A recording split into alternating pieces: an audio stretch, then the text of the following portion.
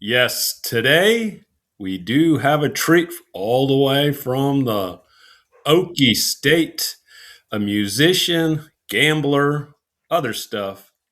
Welcome again to another episode of the 1% in Recovery podcast, where we encourage you to laugh every day, work hard, work hard in recovery, work hard in your relationships, work hard in your job, business, school, just work and to love unconditionally. Put much more love out there and watch much more love return to you. Because as we always say, recovery is beautiful, your EQ is your IQ, and you cannot outthink an emotional issue. We encourage people to do is go to the website lifeiswonderful.love, LOVE, download the free. I repeat, the free Recovery Growth Scorecard, where you can introduce natural dopamine, serotonin, endorphins, oxytocin, so your brain starts healing today. You start changing the neuroplasticity and the transmitters so you can live a better life. Now, help me welcome Rick. Rick, how are you feeling today? I'm feeling good. Thanks for having me, Hugo.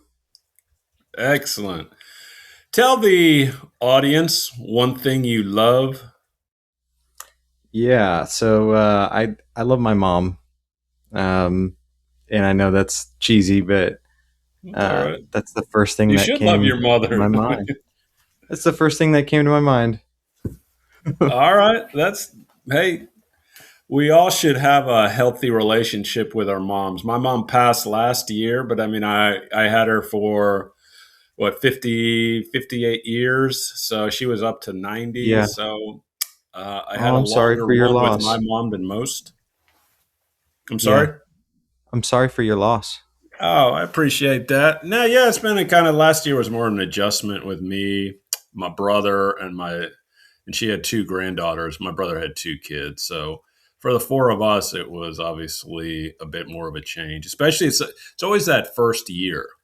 The first Yeah. birthday, her first, even though she had just turned 90 and it was 2 weeks later she passed, but it was like the first Easter without her, the first Yeah. Thanksgiving, Christmas, then her birthday.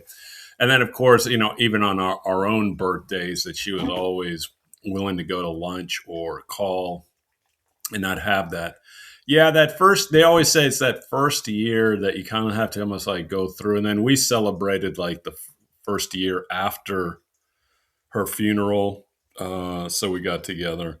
But Yeah. yeah, I I you mean, it's know, one of I those things. I think about that a lot. The mortality of like my parents and myself as well, but like just and I kind of call them like challenges and in regards to my recovery, like when that happens, because it will happen, Hmm. is that am I going to relapse? Is that am I just going to go screw it and go back out? And how do I handle those? But what's weird is Well, those are good questions. I mean, grief is powerful, but let's jump in, and because I do think you bring up a point, we can kind of circle back to that because we do not want anybody to relapse.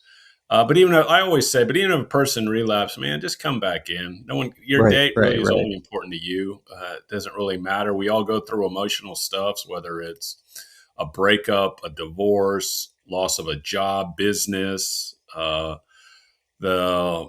all got to put, I have three animals, I got a dog and two cats, but I rather they go before me than having someone else try to take care of them. But we're all Right. going to have some type of loss, that's or some type of grief and depression. We got to be able to how to deal with it. But you're kind of Yeah. early on, you'll keep growing. Yeah. All right, let's jump into the question. Okay, you actually obviously stopped gambling, but what people don't know, part of your story is you also stopped drinking. You mainly go to meetings, mainly just, you just go to gambling meetings. But tell the audience how important it was for you to stop drinking, Yeah. to stop gambling, and then how you feel today without having, because I remember when my brother says, "Man, if you're not drinking or gambling, are you going to have any fun?" So address how you're You feeling today know, and the importance of that. I always tell my friends, because people don't really understand, and like, I have this one friend in particular, and he'll always go, I think we'll share a drink together one day. He's like, I think it'll happen. And I'm always just like, what? You know what, man? I think I've had enough drinks for like 3 lifetimes, so like I'm good not having one for the rest of my life. Like, and yeah, it's just that kind of light bulb moment of like knowing that, hey, this is like a lifetime thing. And, they say like take it one day at a time. But like, I think when you can finally just accept that, um, I don't, I can't drink because it has all these causalities, right? Like, Right. I'm get self destructive. And like, for me, I would gamble like destructively, like, when I was, would get drunk. Mhm. And I always thought that, it was a direct cause. And I'll go into why it's not entirely true. But um, yeah, it's that light bulb moment of just realizing that you don't have to have a drink for the rest of your life and you will still be yourself, and people will love you and you can Actually, still live your life. you're the better version of you. Oh, yeah, of course. I mean, so for me, I when I stopped drinking, it was January 1st, 2024. I actually drank in, New Year's Eve, and then I think I just kept drinking the next day. We got a karaoke Right. machine for Christmas, me and my ex, Mhm. and I just went hard on that. And yeah, I stopped drinking, and 3 months later, my ex wife had an affair. We went through a divorce. Mm. Um, and I was like, But you didn't if I drink. But you didn't drink no, I through all that. didn't. It was the hardest thing. That it was like 3 months in to Hmm. my sobriety, and I started to feel better, and I was having health issues, like, so like my liver panels came back like really bad, Hmm. and I was really fat and out of shape. Like, man, I was probably 260 pounds, and I'm like 5'10", so like it So was on the bad. BMI, you didn't look good. No, and my insides weren't good either, and my mental space was terrible. And so, yeah, when I quit drinking, it was very transformative. I just like got back into shape, like normal shape, Right. and yeah, I got through that divorce, and I just kept doing it. But you know what? My gambling uh, was fueled when that Right. happened, Hmm. right? And as we know, Increased. when Hmm. yeah, and so so yeah, let's see. Um, I think it was very transformative. I'm really happy right now being gambling free, not drinking. I mean, I have like 2 years, 4 months since my last drink, and I have coming on 5 months since my last bet. But Right. You're early on. You're getting this yeah, right. A lot of the stuff on recovery is kind of new, but like they say, just keep working each day. And like it also kind of goes back to the whole thing about you referred to about your parents. Just enjoy them today. You have no idea where exactly your life or their lives is going to be. So, but you do have today, and yeah. so that's the beauty that you're in the actually game of recovery and not in the game of addiction. I'd much rather go through a relapse and then come back and just be like, Right. I'm here. I'm not giving up. Exactly. And I haven't had one with drinking, but I did with gambling. Mhm. Around Thanksgiving. No, But I'm yeah, I back. know. So you actually came in, you tried to stop gambling earlier, but currently it's just been 5 months. Yes. Well, that's good. Well, actually, I think part of it is it kind of almost like leads into question two. You and I believe it was you and maybe another person, do a lot of online meetings. I mean, because you're stuck in Oklahoma, where unfortunately there's not a lot of 12-step meetings for gambling. Even though Right. you're from, just so people know, you're from the East Coast. You're in that whole Massachusetts, Connecticut, all especially really new East Coast. I really say New England. You grew up there, but you always had a lot of connections with your family in Oklahoma. But there aren't a lot of meetings in Oklahoma.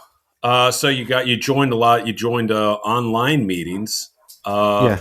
but you also created a website to help a lot of other people that, for different reasons, really can only go to online meetings. Talk about the website that you developed, built, as well as almost like the benefits of at least having community, at least from an online. And then when you guys do get together, and that's kind of just so the audience knows, we met up at a day of recovery up in Dallas. This That's Fort right. Worth it group met in Dallas to have a day of recovery. I came up, gave a keynote, but met a lot of people from all over, not only the U.S., but you even have Canadian folks in that room. And Yeah. so just But talk there's about that. people from Germany. There's yeah. So the website's gameetingfinder.com. And that's for Gamblers Anonymous virtual meetings. And so I entered recovery May 27th, 2025. And that was my last bet date for a long time. And it's, uh, I, we talked about this a little bit, Hugo, before, just offline, but like about you're like a deer in headlights when you first come in. Right. You don't know what's going on. I mean, I was just like, I need to find a meeting now, and so I went to the Gamblers Anonymous ISO website, Hmm. which is like their official base, and I looked up Oklahoma because you can only search by state, right? It's just very limited, and there were like three meetings, and I was like, is Right, this? because you're talking about in-person meetings, because I was the actual headquarters website really lists in-person meetings. They No, don't. they have virtual meetings on the official website, and Okay. that's actually one of the sources for the Zoom meetings that are on the Okay. platform. So basically, I went to the site, right? Didn't find a lot of Oklahoma meetings, but Right. didn't really matter, right? Because I'm just looking for virtual ones. I think I joined one and it was just like a circus kind of, and I was like, what is this? Mhm. And I left, and then I joined another call, and it was a noon call, and it was a Dallas your Fort Worth it, and it was a really organized sanctioned GA meeting. They have a really great flow. It became my home group. And uh, yeah, And you're they asked really me to connected to all these people, even though they're not in your city or town. absolutely, yeah. I mean, I owe them like my life almost. Like Right. I was one of They those were your gamblers that, lifeline.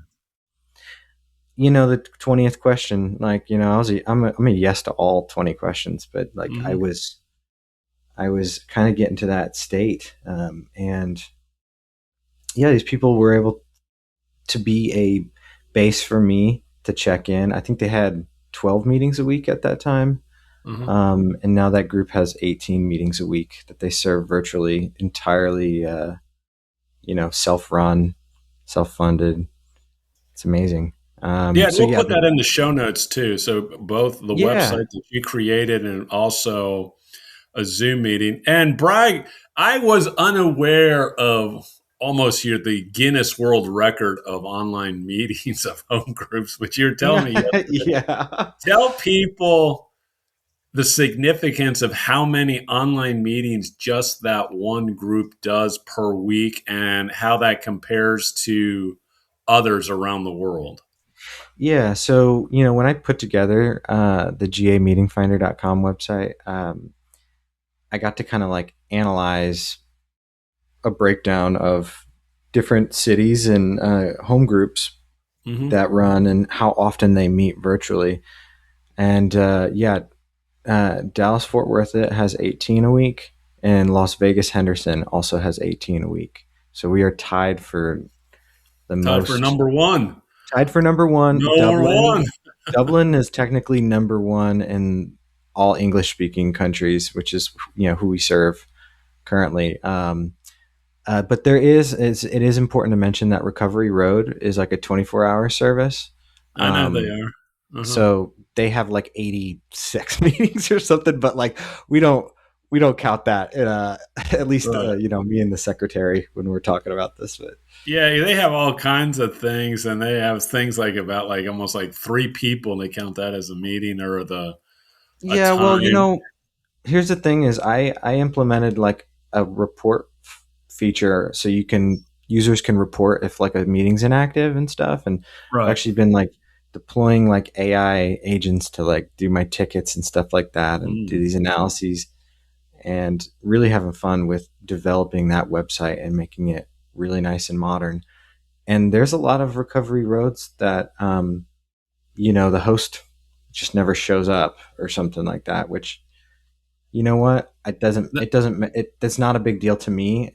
Like the fact that they're just that thing exists is worth any of the hiccups and stuff, in my opinion. yeah, I mean, they always, I always, to me, as I'm like, whether it's a live meeting, online meeting, yeah, sometimes people don't show up, meetings run poorly.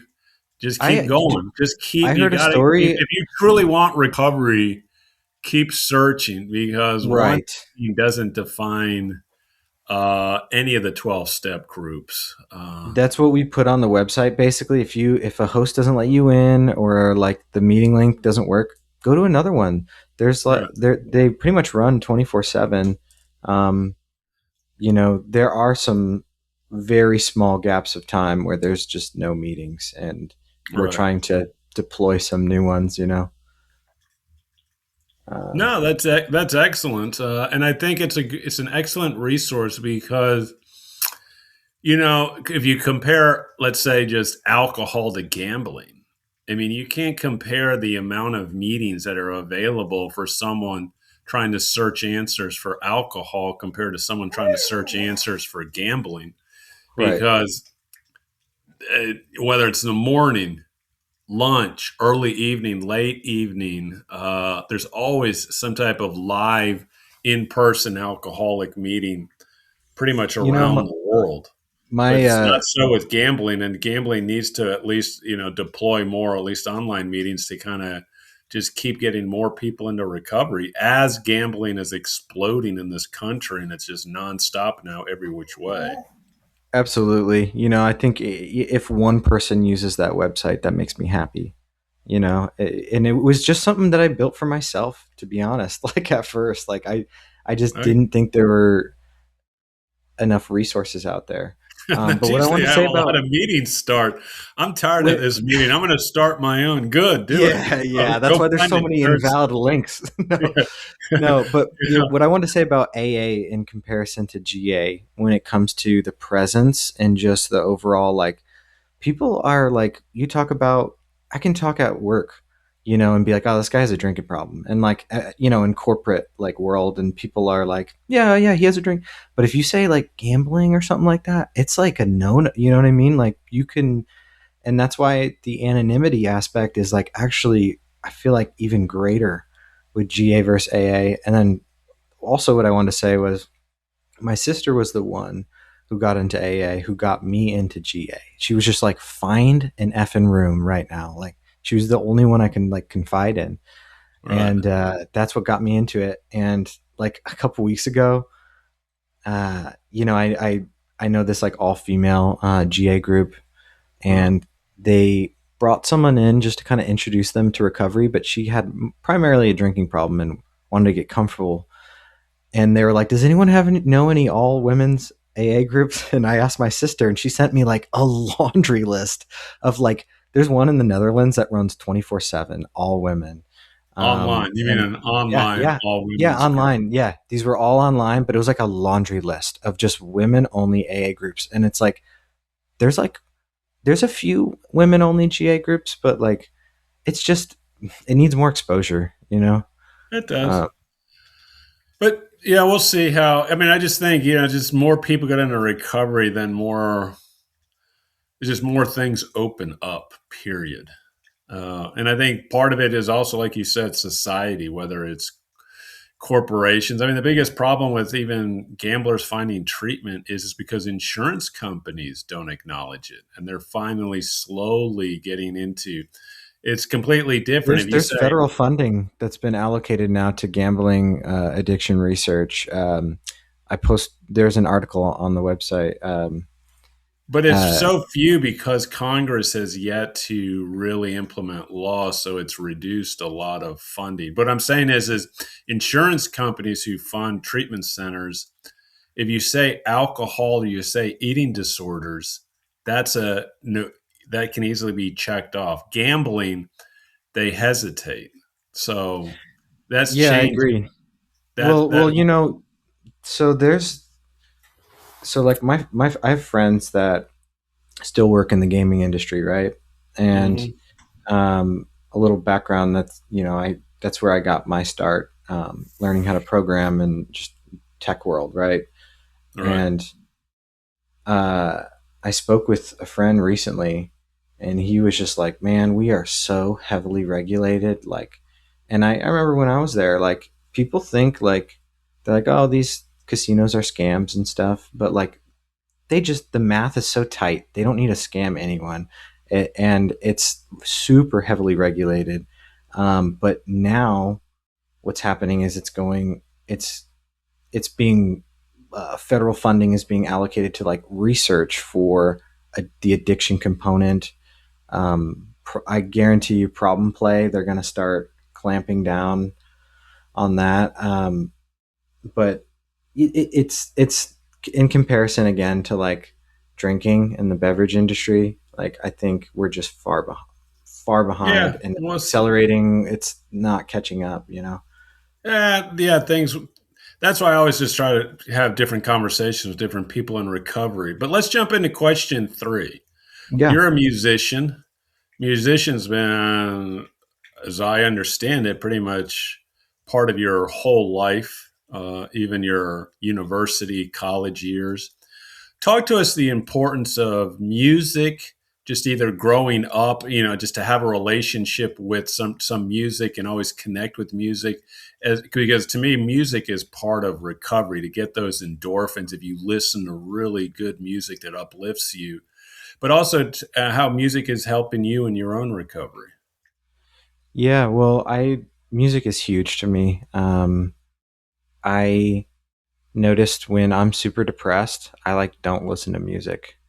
Um, it's like a perfect time for me to just listen to some some like old country or something like that. But like I'll notice when things are bad in my life, I'm not like turning on the radio, but like when I can ease into it, when I do sit down behind the drum set and I can like just play, when I play some chords on the piano, Hmm.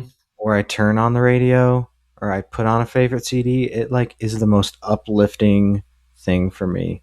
Um, I I think that I spent a lot of my childhood and high school and college studying music, and then when I graduated with like six figures in student loan debt for 4 years. Hmm. Bachelor, a BA, Where'd and you go? Where'd you tell the audience where you went? University of Tulsa. Okay. And it's great, fantastic program. And I actually don't have any regrets about going there. And um, the thing is, it kind of diverted me from being able to do music full time. I pretty much did it full time right after college for about a year before I kind of switched over to tech. Hmm. But I never stopped playing music. I was always in bands, going to shows. Um, and wildly it's a weird paradigm because a lot of my time playing music and playing in bands when I was younger was a lot of drinking and Right. like partying, rock and roll, so like part of me is has rose tinted glasses about that too, right? But music itself is like this just ultimate therapeutic outlet. Playing the drums when you're upset or frustrated is one of the most satisfying things. And then also playing with other musicians and that whole ecosystem. Um, it's beyond words. But yeah, what's weird is, I kind of started off saying when I don't listen to music, I'm depressed. But like, I can say like I try to listen to music as much as possible. Um, for a while, I was doing one new album a week. Mm. This was a few years ago. It's All just right. hard. I always say Yeah. when you're listening to music, like new music, right? Uh, it's like almost like reading a book versus watching a movie. If you're listening to a song you'd never heard before versus a song you're really familiar with, right? Right. It's harder computationally on your brain, but once you get used to listening to new music, it's I don't know, it's amazing. It's stimulating and yeah, everything. I agree. It kind of takes you into that kind of like next level, whether you're listening to music, whether you're working out or running, exercising, or you're listening to music to kind of calm down to help you write, or listening to music to try to, either start or end your day, it just, or if you, let's say you're just driving, there's Right, always opportunities to interject music each and every day for a variety of reasons. right. No, But I always thought music and therapy would be like an awesome profession. I remember I had a friend that was going into that, just like music as therapy. Um, yeah, it does.